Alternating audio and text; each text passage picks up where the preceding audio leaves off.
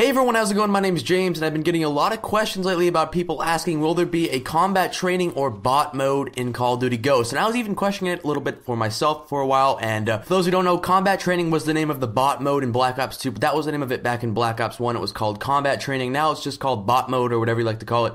You can set up many bots, but there is going to be a combat training mode. I'm going to talk about how it's going to work, and it's actually part of the new squads mode. That's pretty cool, and I kind of want to get into a little bit of detail about that. It's supposed to be this new revolutionary squad thing that I think is pretty awesome. Now, in this interview I'll have down in the description, Mark Rubin talks about how from day one of development of Ghosts, they've been working on making AI players or bots much better. They want to make them play like real players, and they seem to come out with something. They talked about how the AI players can camp and jump shot and drop shot and play like real players, and I think it's pretty cool that they have all these features for these AIs, and that's what's actually going to make up your squad. You could essentially pick your squad members, how they work, their loadouts and everything, and you could actually play against other squads and play against AI squads that supposedly play like real players for online XP, which is awesome.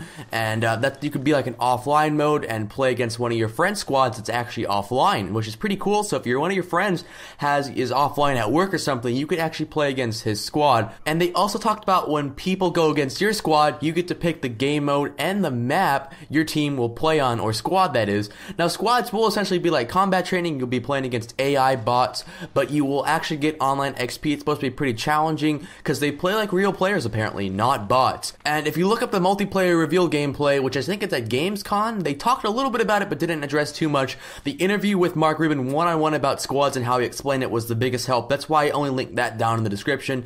But there are also these main squad modes. You can essentially pick your squad members and their loadouts and play, unlock, and progress like you would online, and that all carries over to online too. Now there are a bunch of main game modes in this. 4 main ones to be precise. War game, you essentially can control the difficulty of the bots. Like I said, you still get all the multiplayer unlocks and all that stuff. There's also a new game mode called Safeguard. It's supposedly a twist on survival. It's like a 4-player co-op survival, but Mark Rubin talked about how it's not like a traditional survival where you have a money system and you buy stuff. He said it's going to work differently, but didn't release any more information on that.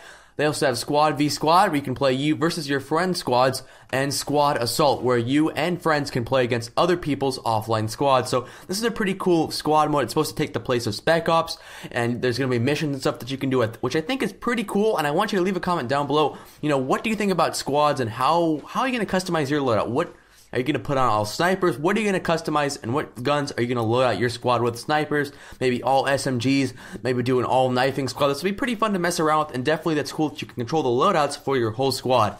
If you enjoyed this video, please make sure to leave a like, and if you didn't, that's alright too. Also, if you're new around here, please make sure to subscribe. I'm on the road to 50,000 subscribers. That's really about it, and have a great day. Erectile dysfunction is bad, but leaving a like on the video isn't. Whether you're hard or soft, make sure to slap that like button and subscribe while you're at it.